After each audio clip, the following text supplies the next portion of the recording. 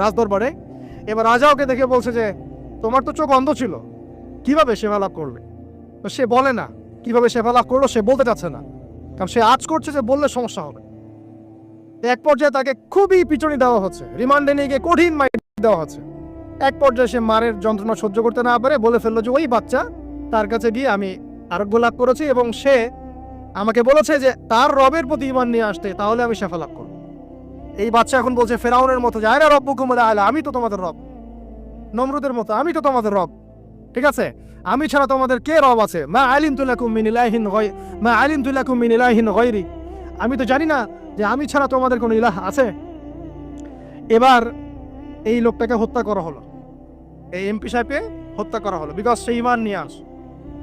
এবার সেই বালককে ডেকে আনা হচ্ছে, বলা হচ্ছে বলো তুমি নাকি তোমার রবের নাম দিয়ে মানুষের ট্রিটমেন্ট করা শুরু করেছো? তখন সেই বালক বলছে হ্যাঁ, আমি এক আল্লাহর প্রতি বিশ্বাস করি এবং তার রাসূলের প্রতি বিশ্বাস করি, তার প্রেরিত আসমানি কিতাবে বিশ্বাস করি। এখন রাজা বলছে আমি ছাড়া তোমাদের কোন ইলাহ আছে আমি তো জানি না।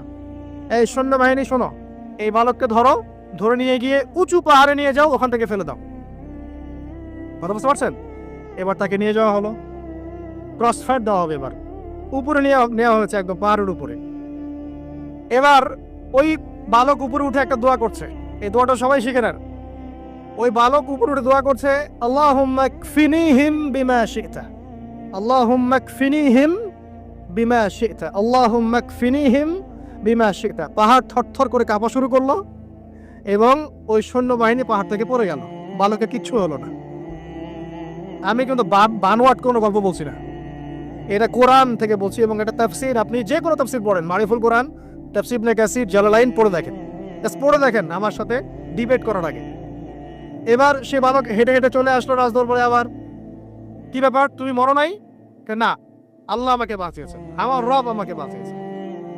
আবার পাঠানো হচ্ছে আরেক দল সেনাবাহিনীকে নিয়ে, যাও এবার ওকে সমুদ্রে নিয়ে যাও, সমুদ্রের মাছ সমুদ্রে ডুবিয়ে দিবে একদম। আবার সে ওখানে গিয়ে বলল আল্লাহুম্মা কফিনিহিম বিমা শি'তা, হে আল্লাহ, অর্থ হচ্ছে হে আল্লাহ, আমার বিপক্ষে যারা আছে আপনি যা দিয়ে ইচ্ছা ওদের বিরুদ্ধে আমাকে সাহায্য করেন। অর্থ হচ্ছে এমন, আল্লাহুম্মা কফিনিহিম বিমা শি'তা, আল্লাহ আপনি আমার জন্য যথেষ্ট হয়ে যান, ওদের বিরুদ্ধে আমার জন্য যথেষ্ট হয়ে যান, যা ইচ্ছা তাই দিয়ে আপনি হেদায়েত করুন, মানে আমাকে হেফাজত করুন। ঠিক আছে, আল্লাহুম্মা কফিনিহিম বিমা শি'তা, ছোট্ট দোয়া। এবার ওই সমুদ্র উত্তাল হওয়া শুরু করলো এবং ওরা জাহাজ থেকে পড়ে গেল।